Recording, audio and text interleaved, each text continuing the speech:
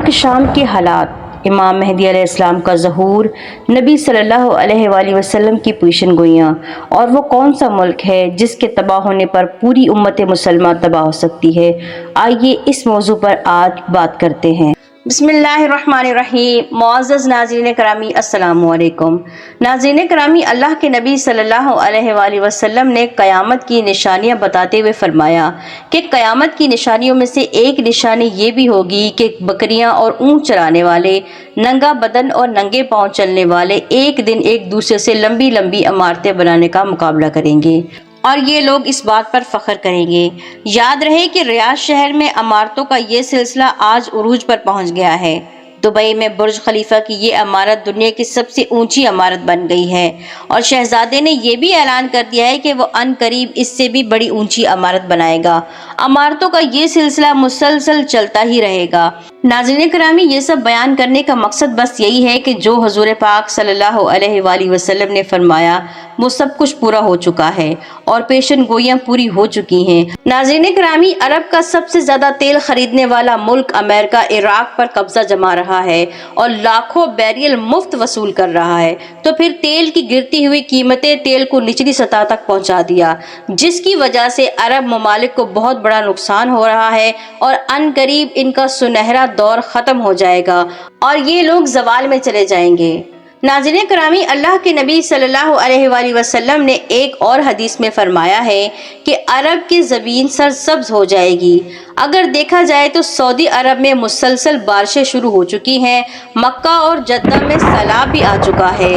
عرب کی سرزمین جدید ٹیکنالوجی کو کام میں لا کر سرسبز بنانے کی کوشش کی گئی ہے، اور اب وہ قدرتی موسم کی وجہ سے بھی سرسبز بنتی جا رہی ہے۔ سعودی عرب گندم بنانے میں پہلے ہی خود کو کفیل بنا چکا ہے۔ اب وہاں پر پہاڑ اور بارشوں کی وجہ سے سبزہ بھی اگنا شروع ہو چکا ہے، پہاڑ سبز ہونا شروع ہو گئے ہیں۔ ناظرین کرامی، اگر دیکھا جائے تو مسلسل بارشوں کی وجہ سے آخرکار حکومت کو ڈیم بنانا ہوں گے، جس کی وجہ سے پانی کی نہریں نکلیں گی، فصلیں لہلہائیں گی۔ یوں یہ پیشن گوئی بھی پوری ہوتی جا رہی ہے، اور جو ہمارے نبی نے فرمایا ہم اپنی آنکھوں سے پورا ہوتا ہوا دیکھ رہے ہیں۔ معزز ناظرین کرامی، اگر غور کیا جائے تو کسی دور میں عراق، یمن، لبنان، فلسطین، شام، ان تمام ملکوں کو شام کہا جاتا تھا۔ حدیث مبارکہ کی روح سے شام اور اہل شام سے امت مسلمہ کا مستقبل وابستہ ہے۔ اگر ملک شام ایسے ہی برباد ہوتا رہا تو امت مسلمہ کی خیر نہیں۔ شام مسلسل خون ریزی، لوگوں کا شہید ہونا اور لوگوں کا در بدر ہونا، اگر ان چیزوں کو دیکھا جائے تو ملک شام ختم ہو رہا ہے، لہٰذا ملک شام نزا کی حالت میں ہے۔ یہ پیشن گوئی بھی جو نبی صلی اللہ علیہ وآلہ وسلم نے فرمائی، یہ بھی پوری ہونے کو ہے۔ ناظرین کرامی، کیا آپ کو معلوم ہے کہ ملک شام پر یہودی اور نصارہ قبضہ کرنا چاہتے ہیں؟ حضرت امام مہدی علیہ السلام کے ظہور سے قبل جب آخری زمانے میں مسلمان ہر طرف سے مغلوب ہو جائیں گے، مسلسل جنگیں ہوں گی، شام میں بھی عیسائیوں کی حکومت قائم ہو جائے گی۔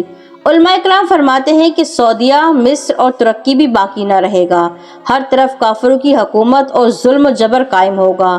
امت مسلمہ خانہ جنگی کا شکار ہو جائے گی۔ جو مسلمان بچیں گے وہ مدینہ منورہ پہنچ جائیں گے۔ اس وقت امام مہدی علیہ السلام مدینہ میں ہوں گے۔ معزز ناظرین کرامی، یہاں آپ کو ایک اہم بات بتاتی چلوں کہ فرانس میں حملوں کے بعد فرانس عالمی جنگ کی بات کر چکا ہے۔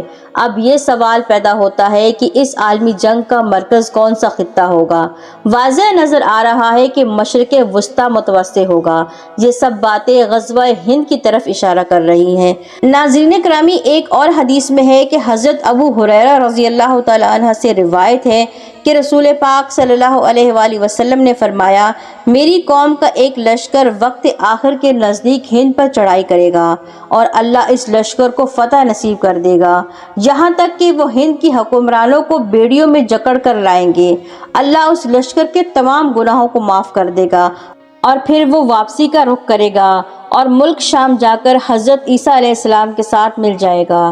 معزز ناظرین کرامی، ان سب باتوں کو بیان کرنے کا مقصد بس یہی ہے کہ ہم یہ دیکھیں کہ ہم قیامت کے کتنے قریب ہیں اور اب تک ہم نے کوئی تیاری نہیں کی۔